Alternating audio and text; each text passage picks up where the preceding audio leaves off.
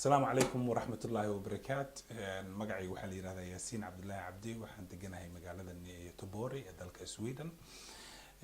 maanta waxaan fursad u yeeshay in aan kasoo qayb galo stuudiyaha cusub oo ay dhalinyaro saxaafadda rugcada ku ah ay furteen mardhow.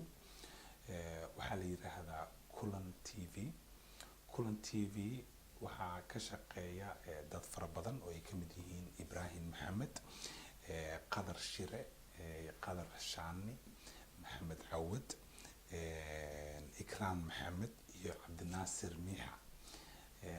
intooda qaar ka mid ah hadda dibad gadaashan bay joogaan ma arki kartaan, laakiin insha Allah iyaguna shaashada mardhow ka arki doontaan haddaad programmadooda la socotaan.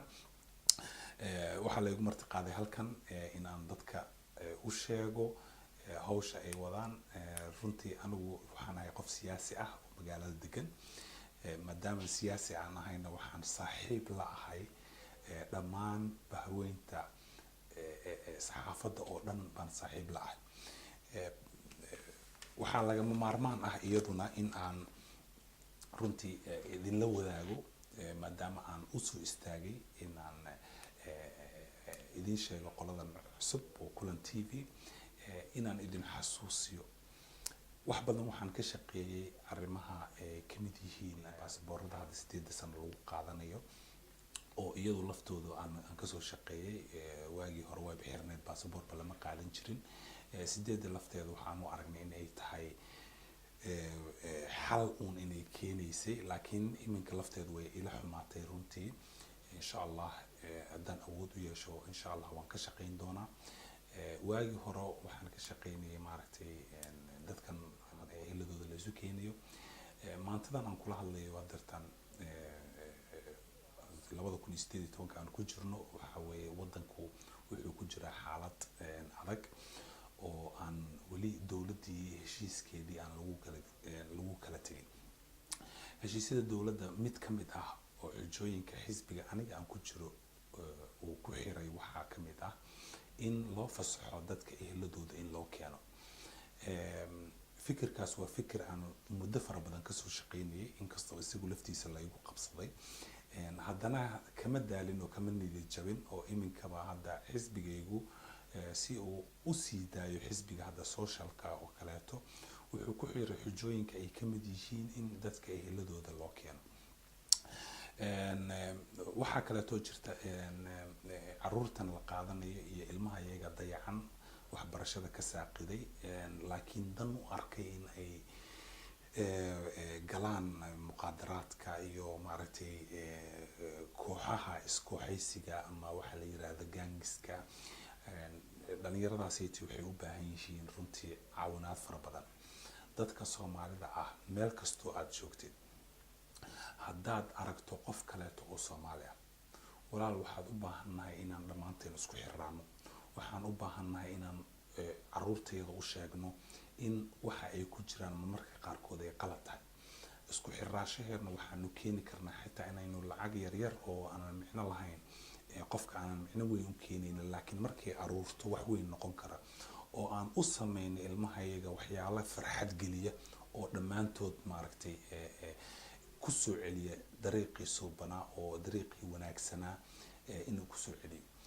ogow maanta haddaysan adiga qof ahaan dhib aysan ku haysanin, ilaahay baa og micnaha inuu berri adigu qabsan doono. marka haddaad waalid tahay u nax ilmaha kaleeto ama dadka kaleeto caruurta kaleeto ama waalidiinta kaleeto oo dhibaatada maanta haysato, lama oga maalintii ku qabsan doonto. haddaadan dhalinyaro tahay oo qof wanaagsan aad tahay oo shaqaysto, ha isbadin nolosha ha isa siinin.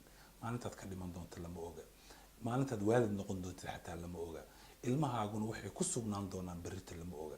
marka waxaa wanaagsan inaad u turto ka qayb qaadato, midnimaduna in ay wax weyn tahay.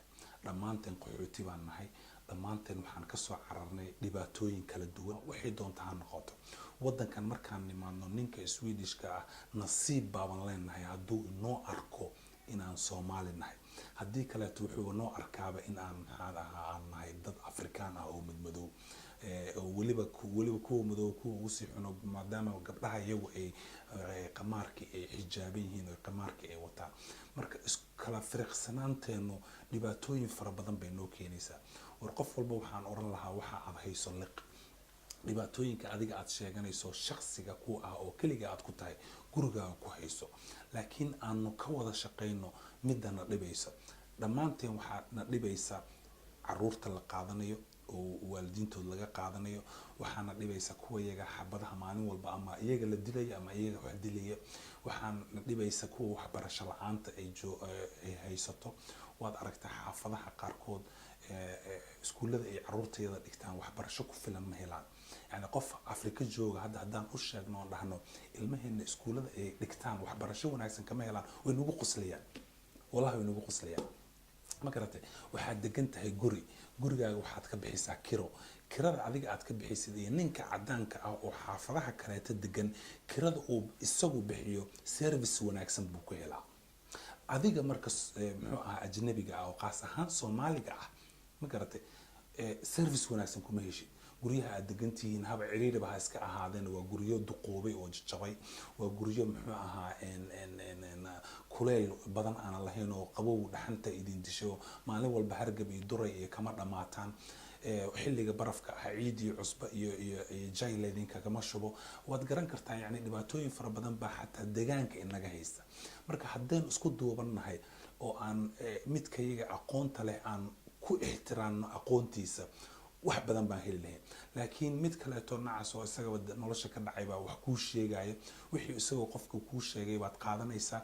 daraad waxaan arkay yani aan la kulmay hooyo isoo wacday, runtii telefoonkaygii raadinaysa, mar dambe soo heshay ciyaalkii baa dhibaato kaga timid iskuulka, iyaga oo gar leh baa waxaa la yidhi ha dacwoonin. maxaa dhacay? nimanka gaalada wayba ku tooganayaan, way ku dilayaan, baa ha dacwoonin. xitaa markay booliiska geebaan ira oo ku sameeyay, markii dambe ugu soo noqotay waxay tiri dadkii baa ii diiday, waxay yiraahdeen booliiska magacaaga qari baa la yiri. maxaa magacaaga u qarinaysaa? ma adaaba dhibana ah. qof dhibana ah sidee buu macnaha magaciisa u qariyaa oo yani xuquuqda isaga uu lahaa oo uu raadsan lahaa? bal fiir lugooyada aan isku sameynayno dhexdeena Soomaali dhexdeena, yani inaan ka waantoogno insha Allah.